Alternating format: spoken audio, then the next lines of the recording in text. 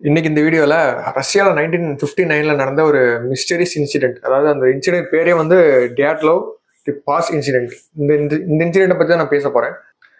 இந்த சம்பவம் வந்து ரஷ்யாவில் இருக்கிற ஒரு சைபீரியன் மவுண்டெயினில் வந்து ட்ரெக்கிங் பண்ணுறதுக்காக போன ஒரு 10 பேர் எப்படி இறந்தாங்க அப்படிங்கிற ஒரு சம்பவம் தான் அது. அதுக்கு இப்போ வரைக்கும் எந்த கேஸோட அந்த எண்டிங்குமே கிடையாது. ஏன்னா அது எப்படி நடந்துச்சு, எப்படி முடிஞ்சுச்சு, எதுவுமே தெரியல. ரஷ்யன் கவர்மெண்ட்டே வந்து இது வந்து ஒரு மிஸ்டீரியஸ் கேஸாக இருக்குது, அதனால எங்களால் சால்வ் பண்ண முடியலன்னு சொல்லி மூடி வச்சுட்டாங்க. அதனால அந்த கேஸ் வந்து இப்போ வரைக்குமே ஒரு மிஸ்டீரியஸாக தான் இருக்குது. அது செத்தவங்களாம் எப்படி செத்தாங்கன்னு தெரியல. அதை பற்றி இந்த வீடியோவில் பார்க்க போகிறோம். ரஷ்யாவில் உரல் இன்ஸ்டிடியூட் அப்படின்னு சொல்லி ஒரு இன்ஸ்டிடியூட் இருக்குது, காலேஜ். அது வந்து அங்கிருந்து ஒரு 9 ஸ்டூடெண்ட் வந்து இந்த மாதிரி ட்ரெக்கிங் அப்படிங்கிற ஒரு ஒரு கேட்டகரிக்கு வந்து ரஷ்யாவில் வந்து கிரேட் இருக்குது, சர்டிஃபிகேஷன்லாம் கொடுப்பாங்க அந்த 1960s அந்த காலகட்டத்தில். அதுக்காக தான் நம்ம 9 பேர் தயாராகிறாங்க. எல்லாருக்குமே வந்து மிட்-20s தான், 20 to 25 ஏஜில் இருக்கிற அந்த கேட்டகரியில் இருக்கிற ஏஜ் பீப்புள்ஸ் தான் போகிறாங்க. ஏன்னா இவங்களுக்கு முன்னாடி நிறைய ஸ்டூடெண்ட்ஸ் இதே மாதிரி போய் கிரேட்லாம் வாங்கி சர்டிஃபிகேஷன் வாங்கி நிறைய ஜாப்ஸ்லாம் வந்து பிளேஸ் ஆயிருக்காங்க. ஸோ இது வந்து ஒரு இம்பார்ட்டண்ட்டான ஒரு ஈவெண்ட். இது வந்து ரஷ்யாவில் எப்பவுமே இதுக்கு முன்னாடியும் நல்லா நடந்துட்டு இருந்துச்சு. இந்த இன்சிடென்ட்டுக்கு அப்புறமும் நிறைய இன்சிடென்ட் இதே மாதிரி, அதாவது சக்ஸஸ்ஃபுல் இன்சிடென்ட், இந்த மாதிரி ஒரு ஃபெயிலியர் இன்சிடென்ட் கிடையாது. ஸோ அந்த 9 பேரும் வந்து அவங்க பேரண்ட்ஸ் எல்லாம் வந்து கன்வின்ஸ் பண்ணிட்டு போகிறாங்க. ஏன்னா அவங்க பேரண்ட்ஸ்லாம் வந்து இதுக்கு அக்செப்ட் பண்ணவே இல்லை. அது வந்து ரொம்ப மோசமான ஒரு இடம் அது. ஏன்னா வந்து அங்கே எதுவுமே இருக்காது, வெறும் மலை மட்டும்தான் இருக்கும், பனி மலை மட்டும்தான் இருக்கும். அங்கே உயிரினம், அதாவது வைல்டு அனிமல்ஸ் கூட அங்கே எதுவுமே இருக்காது, உறைஞ்ச பனியில தான் இருக்கும். அதையெல்லாம் மீறி அவங்க பேரண்ட்ஸும் சொல்கிறதெல்லாம் மீறி இவங்க வந்து இப்போ விடாப்படியாக அந்த ஈவெண்ட்டை நாங்கள் கலந்தே தீர்வோம் அப்படின்னு சொல்லி அந்த 9 பேரும் ஃபைட் பண்ணி அந்த 9 பேருமே வந்து பெர்மிஷன் வாங்கிட்டாங்க. சரி, ஓகே, எல்லாமே டன் அப்படின்னு சொல்லி ரெடி ஆகிட்டு இருக்கும்போது கவர்மெண்ட் சைட்லேருந்து ஒரு ஆர்மி மேன், 37 வயசுல இருக்கிற ஒரு ஆர்மி மேனை வந்து கூட அனுப்புகிறாங்க. ஏன்னா அவர் சேஃப்டிக்கு எதுக்கு இருக்கட்டும், ஏன்னா அவர் ஆர்மியில் வேலை செஞ்சதுனால அந்த மவுண்டெயின்ஸ் பற்றி எல்லாமே தெரியும், பணியில் எப்படி சர்வை ஆகணும் அப்படின்னு சொல்லி தெரியும் அப்படின்னு சொல்கிறதுனால இவரை வந்து அவங்க கூட அனுப்புகிறாங்க. ஸோ அப்போ வந்து 10 பேர் கிளம்புறாங்க. அந்த 10 பேருமே வந்து அந்த ஒரு 15 நாளைக்கு தேவையான எல்லா ஃபுட்டையும், ஸ்டோர்டு ஃபுட் எல்லாமே வந்து ஃபாஸ்ட் ஃபுட் மாதிரி அந்த மாதிரி சேவ் பண்ணிட்டு போகிறாங்க. ஸோ அந்த ஆர்மி மேன் மட்டும்தான் இந்த இதுலேயே வந்து மோஸ்ட் எக்ஸ்பீரியன்ஸ்ட் அண்ட் ஏஜ்டு. அவர் மட்டும்தான் இதில் வயசானவர். அவங்கள கைட் பண்ணுறதுக்கே அவர் ஒருத்தர் தான் இருக்கார். மற்ற எல்லாருமே வந்து யங்ஸ்டர்ஸ் தான். அவங்க வந்து ஒரு துடிப்பான யங்ஸ்டர்ஸ் தான் இருக்காங்க. அந்த ஸ்டூடெண்ட்ஸ் எல்லாருமே வந்து அவங்க பேரண்ட்ஸ்டையும் அந்த இன்ஸ்டிடியூட்லேயும் சொல்கிறாங்க, நாங்கள் 2 வாரத்தில் திரும்பி வந்துடுவோம், போகிறதுக்கு முன்னாடி ஒரு டெலிகிராஃப் போடுறோம், அதே மாதிரி நாங்கள் தங்கன்னு திரும்பி வரும்போது டெலிகிராஃப் போடுறோம், அதனால் பயப்பட வேண்டாம் அப்படின்னு சொல்லிட்டு போகிறாங்க. ஏன்னா இப்போ இருக்கிற மாதிரி எங்கள் சிக்னல், ஃபோன் அதனால் அந்த காலத்தில் கிடையாதுல்ல, அதனால டெலிகிராஃப் தான் நம்பி இருந்தாங்க. Okay, all set and ton. இப்போ எல்லாம் கிளம்பிட்டாங்க. அந்த மவுண்டெயின்குள்ளேயும் போய் ரீச் ஆகிடுறாங்க. அந்த ட்ரெக்கிங் ஸ்டார்ட் பண்ணிட்டாங்க. அந்த நாள் நைட்டில் நல்லாவே போகுது. அந்த மெயின் டைமில் வந்து எந்த ஒரு இன்ஃபர்மேஷனும் வந்து இவங்க இந்த பேரண்ட்ஸ்கிட்டையும் அந்த காலேஜ்கிட்டையும் வந்து சேரவே இல்லை.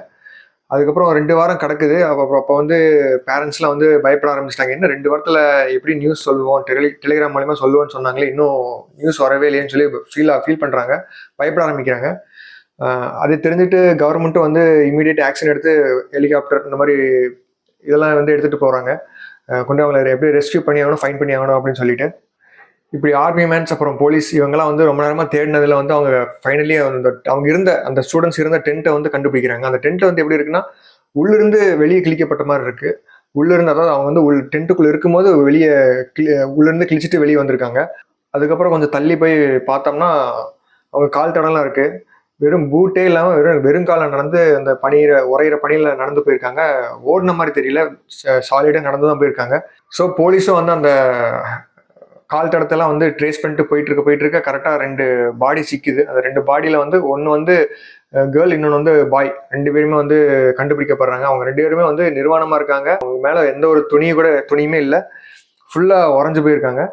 அது கொஞ்சம் தள்ளி போய் பார்த்தா அங்கே ஒரு மரம் இருந்துச்சு பக்கத்தில். அந்த மரத்து மேலே ஏற ட்ரை பண்ணியிருக்காங்கிறது தெரியுது. ஏன்னா ஏற ட்ரை பண்ணதுக்கான ஒரு ட்ரேஸ்லாம் அங்கே தெரியுது. அதுக்கான இதெல்லாம் அங்கே இருக்குது, ப்ரூஃப் இருக்குது. அதெல்லாம் இருந்தாலும் எதுக்கு இவங்க வந்து டென்ட்டை உள்ளேருந்து கிழிச்சிட்டு வெளியே வெறும் தரையில் நடந்து வந்தாங்க அப்படின்றதான் இன்னும் அவங்களுக்கு புரியாமே இருந்துச்சு. அந்த குழப்பத்தோடய கொஞ்சம் தள்ளி வந்தால் தள்ளி வர 3வது ஒரு பாடி கண்டுபிடிக்குது. அந்த பாடி தான் டியாட்லோவ். அவர் தான் வந்து இந்த இன்சிடென்ட்டுக்கு நடக்கிறதுக்கு முன்னாடி வந்து இந்த ட்ரெக்கிங் போகிறதுக்கு முன்னாடி அவர் வந்து ஒரு டைரியில் எழுதி வச்சிருந்தாரு. இந்த ட்ரெக்கிங் வந்து சுவாரஸ்யமாக ஏதாவது நடக்குமா அப்படின்னு சொல்லி கொஸ்டின் மார்க் போட்டு வச்சிருந்தாரு. அந்த டைரியை அவர் வந்து எழுதிட்டு போனதுனால அவரோட ஞாபகமாக வந்து இந்த இன்சிடென்ட்டுக்கு பேரையே வந்து டியாட்லோ பாஸ் இன்சிடென்ட் அப்படின்னு சொல்லி வச்சிருக்காங்க. அப்போ அதை தான் நீங்கள் இன்டர்நெட்டில் எங்கே சர்ச் பண்ணாலும் வரும். இப்போ வரைக்கும் டியாட்லோவோட சேர்த்து 3 பேர்த்த கண்டுபிடிச்சிட்டாங்க. அதுக்கப்புறம் பார்த்தா மீதி இருக்கிற 3 பேர் கண்டுபிடிக்கிறாங்க. இப்போ இது வரைக்கும் கண்டுபிடிச்ச 6 பேருமே வந்து சிவியர் ஹைப்போதெர்மியா, அதாவது உரைய வைக்கிற பனினால செத்துட்டாங்க. ஸோ இது வரைக்கும் 6 பேர் கண்டுபிடிச்சிருக்காங்க. இதுக்கப்புறம் வந்து அவங்க இந்த நியூஸ் வந்து வெளியே வருது, கொஞ்சம் கொஞ்சமாக வெளியே வர ஆரம்பித்த உடனே இப்போ பேரண்ட்ஸ், இந்த ஸ்டூடெண்ட்ஸோட அத்தனை பேரண்ட்ஸ் வந்து போராட ஆரம்பிக்கிறாங்க. எங்களுக்கு ஒரு ஜஸ்டிஸ் வேணும், செத்து எங்கள் குழந்தைங்களுக்கு ஏதாவது ஒரு ஜஸ்டிஸ் கிடைச்சாகும், என்ன எப்படி செத்தாங்கன்னு கூட தெரியல அப்படின்னு சொல்லி கவர்மெண்ட்டுக்கு அகேன்ஸ்டாக ரொம்பவே பேசுகிறாங்க. அதுபோக வெறும் 6 பேர் தான் கண்டுபிடிச்சிருக்காங்க. போன மீதி 4 பேரை காணோம், இன்னும் போன 3 பேரை காணும் அப்படின்னு சொல்லி ரொம்பவே பெரிய ப்ரொட்டஸ்டாக போகுது. அந்த டைம், அந்த காலத்தில் ரொம்ப பெரிய ப்ரொட்டஸ்டாக போகுது. இதனாலேயே கவர்மெண்ட் வந்து ஒரு 2 மாதம் கழிச்சு இப்போ இவங்க கிடைச்ச சவுத்துனா நார்த்தில் ஒரு மீதி இருக்கிற 3 பாடி கண்டுபிடிக்கிறாங்க. இது வரைக்கும் செத்தவங்களாவது பரவாயில்ல, ஹைப்போதெர்மியா, அதாவது எக்ஸசிவ் கோல்டு, அதனால வந்து செத்து போனாங்க. ஆனால் இப்போ கண்டுபிடிச்சிருக்கிற கடைசி 3 பேர் வந்து பயங்கரமாக தாக்கப்பட்டிருக்காங்க.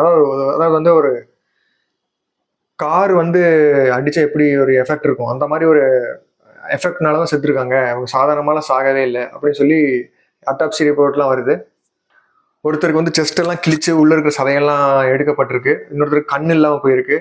ஒருத்தங்களுக்கு வந்து ஒரு லேடிக்கு வந்து மண்டை ஓடு இருக்குல்ல, மண்டை ஓடு வந்து ஓட்டை, பெரிய ஓட்டை, அது உள்ள அவ்வளோ பெரிய சிவியரான இன்ஜுரிஸ்லாம் இருக்குது. ஒருத்தருக்கு வந்து நாக்கெல்லாம் இல்லாமல் போயிருக்கு. ஸோ இந்த அளவுக்கு சிவியரான இன்ஜுரிஸ்லாம் இருந்திருக்கு. ஸோ இவ்வளோ மோசமாக கொடூரமாக எப்படி அவங்க செத்துருப்பாங்க அப்படிங்கிற எந்த ஒரு தியரியாலே அவங்களால கண்டுபிடிக்க முடியல. ஏன்னா இதுக்கான எந்த ஒரு எவிடன்ஸும் கிடையாது. ஏன்னா அவங்களுக்குள்ளே தாக்கிக்கிட்டாங்களா அப்படின்னு பார்த்தா அதுவும் கிடையாது, அதுக்கான எவிடன்ஸும் கிடையாது, அதுக்கான ஒரு ஃபிங்கர் பிரிண்ட்ஸ் எதுவுமே கிடையாது. போலீஸ்லாம் வந்து தலை சுற்றி போயிடுறாங்க. அதுக்கப்புறம் இந்த நியூஸ் வந்து பப்ளிக்கிட்ட சொல்லும் போது ப்ரொட்டஸ்ட் இன்னும் பெரிய அளவில் கூடுது. அந்த அந்த ரஷ்யாவில் வந்து மோஸ்ட்லி வந்து எப்பயுமே வந்து ரொம்ப குளிர் ஜாஸ்தியாக தான் இருக்கும். நார்மலாக நம்ம இருக்கிற மாதிரிலாம் இருக்க முடியாது. ஏன்னா ரஷ்யாவிலனா -16 டிகிரி வரைக்கும் போகும். அது வந்து ஊட்டியை விட டபுள் த டைம்ஸ் வந்து பெரிய குளிர் அது. ஏன்னா இப்போ நம்ம ஊர்னா வந்து ஈஸியாக கண்டுபிடிச்சிடலாம், இது ஹெலிகாப்டர்லாம் வச்சு ஈஸியாக கண்டுபிடிச்சிடலாம். ஆனால் அந்த பனியில் வந்து அவங்களை கண்டுபிடிக்கிறதே ஒரு பெரிய டாஸ்காக இருந்துச்சு. ஏன்னா அந்த பனி வந்து எல்லாத்தையும் மறைச்சிடும் இல்லையா, அதனால ஸோ அந்த பனிலெல்லாம் வந்துட்டு கண்டுபிடிக்கிறது ரொம்ப டஃப்பான ஒரு டாஸ்க். ஸோ இந்த மொத்த பாடியும் கண்டுபிடிச்சிடுறாங்க. கண்டுபிடிச்ச உடனே 9 பேர்த்தையும் கண்டுபிடிச்சிடறாங்க. ஸ்டார்டிங்கில் 10 பேர் சொன்னீங்க, ஏன்னா 9 பேர் தான் கண்டுபிடிச்சிருக்காங்கன்னு நீங்கள் கேட்கலாம். ஆனால் 10ஆவதா ஒரு ஆள் இருந்தார். அவர் வந்து இவங்க வந்து ட்ரெக்கிங் போகிறதுக்கு முன்னாடியே வந்து கழுட்டாரு, அதாவது முட்டி வலிக்குது அப்படின்னு சொல்லி கழுட்டாரு சோம்பேறித்தனப்பட்டு. அதனால தான் வந்து அந்த 10th பாய் மட்டும் எப்படி ஆயிட்டான். அவர் வந்து பேட்டியில் சொல்கிறாரு, நான் வந்து எனக்கு வந்து சோம்பேறித்தனமாக இருந்துச்சு, அதனால தான் வந்து என்னால் போக முடியல. அதே டைமில் எனக்கு முன்னத்த வீக் வந்து எனக்கு சிவியரான நீ இன்ஜுரி வேறு இருந்துச்சு, அதனால என்னால் ட்ரெக்கிங் பண்ண முடியாது சொல்லிட்டேன் அப்படின்னு சொல்லி இன்டர்வியூ கொடுத்துருந்தாரு. ஸோ அதனால போலீஸ்னாலையும் வேற எவ்வளோ மூளையை குழப்பி பார்த்தாலும் அவங்களால வந்து ஒன்றுமே கண்டுபிடிக்க முடியல. இந்த இன்சிடென்ட் எதனால் நடந்துச்சுன்னே தெரியல, எதனால் அவங்க செத்தாங்கன்னு தெரியல. உடனே இந்த மீடியாலாம் வந்து ஏலியன் வந்து அடிச்சிருக்கோம், யூஎஃப்ஓ வந்து ஏதோ பண்ணியிருப்பாங்க, இல்லாட்டி ரஷ்யாவே கூட ஏதோ பண்ணியிருக்கோம், கவர்மெண்ட்டே கூட நியூக்ளியர் வெப்பன் தயாரிக்கிறதுனால ஏதோ பண்ணியிருப்பாங்க அப்படின்னு சொல்லி ஒரு யூகத்தில் தான் சொல்லிட்டு இருந்தாங்க. அதனால வந்து போலீஸ் வந்து முடிச்சு வச்சிடறாங்க கேஸை வந்து முடிச்சிடுறாங்க. 1960 வந்து கரெக்டாக மே மாதம் அப்புறம் முடிச்சு விட்டுறாங்க. இது வந்து சால்வ் பண்ண முடியாத ஒரு கேஸ், மிஸ்டீரியஸ் கேஸ் அப்படின்னு சொல்லி கண்டுபிடிக்க முடியலன்னு சொல்லி இந்த கேஸே க்ளோஸ் பண்ணுறாங்க, யார் மேலேயும் எந்த ஒரு கேஸும் போடாமல். இதில் இன்ட்ரெஸ்டிங்கான ஒரு விஷயம் இருக்குது. அதில் அந்த 9 பேரில் அந்த ஒரு பொண்ணு இருக்காங்க, அவங்க தான் வந்து ஃபோட்டோகிராஃபர், அந்த டீமுக்கே ஃபோட்டோகிராஃபர் அவங்க தான். அந்த காலத்தில் வந்து எப்படி சொல்கிறது, பிளாக் அண்ட் ஒயிட் ஃபோட்டோஸ் அந்த மாதிரி இருக்கும்ல, அந்த டெக்னாலஜி தான். அந்த காலத்தில் அந்த டெக்னாலஜி தான் இருந்துச்சு. அவங்க ஒருத்தங்க கிட்ட தான் கேமரா இருந்துச்சு, அவங்க தான் எல்லாரையும் ஃபோட்டோ எடுத்து வச்சுருந்தாங்க. இது முன்னாடி நம்ம இந்த வீடியோவில் வந்துருக்கிற ஃபோட்டோஸ்லாம் அவங்க கேமராவில் எடுத்தது தான். அதில் அவங்க லாஸ்ட்டாக எடுத்த ஒரு ஃபோட்டோ வந்து 3 லைட்டு, அப்புறம் இன்னும் ஒரே ஒரு லைட் வந்து தனியாக இருக்கும், மங்கலாக இருக்கும். ஒரு 4 லைட்டு, அதாவது சேர்ந்தாப்புல 4 லைட்டு. இதுதான் அவங்க கடைசியாக எடுத்த ஃபோட்டோ. இதை நான் ஏன் இப்போ சொல்கிறேன்னா, இவங்களுக்கு அப்புறம் ஒரு செட்டு வந்து வேற ஒரு இன்ஸ்டிடியூட்லேருந்து வேற ஒரு கேங் வந்து 100 கிலோமீட்டருக்கு தூரத்தில் வந்து ட்ரெக்கிங் போயிட்டு இருந்தாங்க. அவங்க வந்து என்ன சொல்கிறாங்கன்னா, இந்த லைட்டு, இதே மாதிரி லைட்டு தான் நாங்கள் வந்து பார்த்தோம், அந்த சம்பவம் நடந்த அந்த நைட்டில் வந்து இந்த லைட்டை நாங்கள் பார்த்தோம் அப்படின்னு சொல்கிறாங்க. இது வந்து போலீஸில் தூக்கி வாரி போட்டுருச்சுன்னு சொல்லலாம். ஏன்னா அவங்க வந்து அந்த பொண்ணு அந்த லைட்டை, அவங்க சொல்கிற அதே லைட்டை தான் அந்த பொண்ணு வந்து ஃபோட்டோ எடுத்து வச்சிருந்துச்சு. ஸோ இந்த இன்சிடென்ட்டுக்கு அப்புறம் வந்து ரஷ்யாவில் வந்து அந்த கொஞ்ச நாளைக்கு வந்து அந்த ட்ரெக்கிங் போகிறத ஸ்டாப் பண்ணி வச்சுருந்தாங்க. அதுக்கப்புறம் 100க்கு மேலே இந்த மாதிரி ட்ரெக்கிங்கில் போக ஆரம்பிச்சிட்டாங்க. அதுக்கப்புறம் எந்த பிரச்சனையும் வரல. இந்த இந்த ஒரு கேஸ் தான் ரஷ்யாலேயே வந்து இருக்கு. ரஷ்யாவோட ஹிஸ்ட்ரியிலே வந்து சால்வ் பண்ணவே முடியாத ஒரு கேஸாக இருந்துச்சு. ஏன்னா ரஷ்யா வந்து அன்னைக்கு வந்து சூப்பர் பவர். இன்னைக்கும் சூப்பர் பவர் தான். அன்னைக்கு வந்து ரொம்பவே சூப்பராக இருந்தாங்க. அவங்க தான் நம்பர் ஒன்ல இருந்தாங்க. யுஎஸ்ஏக்கும் ரஷ்யாவுக்கும் வந்து ரொம்ப டஃப்பான ஒரு போட்டி இருந்துச்சு. அதில் வந்து ரஷ்யா தான் லீட் பண்ணிட்டு இருந்த ஒரு ஸ்டேஜ் அது. அந்த டைமில் வந்து மூணுக்கெல்லாம் வந்து ராக்கெட் அனுப்பிச்சதெல்லாம் முதல்ல அவங்க தான். ஸோ அந்த அளவுக்கு லீக்ல இருந்து அவங்களாலே வந்து கேஸ் கண்டுபிடிக்க முடியல, இந்த ஒரு சப்பா கேஸை கண்டுபிடிக்க முடியலன்னு சொல்லி இந்த வெஸ்டர்ன் மீடியாஸ்லாம் வந்து அவங்கள ரொம்ப சாடிட்டு இருந்தாங்க. இந்த வீடியோவை பார்த்துட்டு இருக்கிற நீங்கள் என்ன நினைக்கிறீங்க? அதாவது இந்த இன்சிடென்ட் எப்படி அவங்களுக்கு நடந்திருக்கும், யார் அவங்கள இப்படி அடிச்சிருப்பாங்க? உண்மையிலுமே மனுஷங்க தான் அடிச்சாங்களா? ஏன்னா மனுஷங்கள்லாம் அடிச்சதுக்கான தடமே இல்லைன்னு சொல்லிட்டாங்க ஆட்டாப்சியில். அப்போ வேற எதுதான் நடந்திருக்கும் அப்படின்னு சொல்லி நீங்கள் என்ன நினைக்கிறீங்க? ஏன்னா ரிப்போர்ட்டர்ஸ்லாம் என்ன சொல்கிறாங்கன்னா வந்து இது கண்டிப்பாக ரஷ்யா தான் பண்ணியிருக்கோம், ரஷ்யன் கவர்மெண்ட் தான் பண்ணியிருக்கோம். ஏன்னா நியூக்ளியர் வெப்பன்லாம் தயாரிக்கிறதெல்லாம் வந்து இந்த மாதிரி ஆள் நடமாட்டம் இல்லாத இடத்துல தான் தயாரிப்பாங்க, அங்கே தான் டெஸ்ட்டும் பண்ணுவாங்க. கரெக்டாக இந்த ஸ்டூடெண்ட்ஸும் அந்த இடத்த நோக்கி போயிட்டு இருந்திருக்காங்க, தெரியாமல் வழி மாதிரி போயிட்டு இருந்தனால இவங்க வேற வழி இல்லாமல் அவங்களை அட்டாக் பண்ணியிருக்கலாம் அப்படின்னு சொல்லி ரிப்போர்ட்டர்ஸாக சொல்கிறாங்க. மேக்ஸிமம் இது வேணா ஓரளவுக்கு ஓகே அப்படிங்கிற மாதிரி சொல்லலாம். ஏன்னா ஏலியன்ஸ்லாம் வந்திருக்குமாலாம் நமக்கு தெரியாது. அதே மாதிரி இந்த எட்டின்னு ஒரு கான்செப்ட் இருக்கு, என்ன பனி மனிதன் அப்படின்னு சொல்லுவாங்க, அவன் வந்து அடிச்சிருப்பான்னு சொல்றாங்க. அதுக்கெல்லாம் வாய்ப்பு கிடையாது. இது வேணா ரிலேட்டடா இருக்கலாம். மற்றபடி எந்த ஒரு, அதாவது இந்த ரஷ்யன் கவர்மெண்ட் வந்து ஏதாவது பண்ணியிருக்கலாமே தவிர்த்து வேற எதுவுமே எனக்கு தெரிஞ்சு லாஜிக் படி செட் ஆகாதுன்னு நினைக்கிறேன்.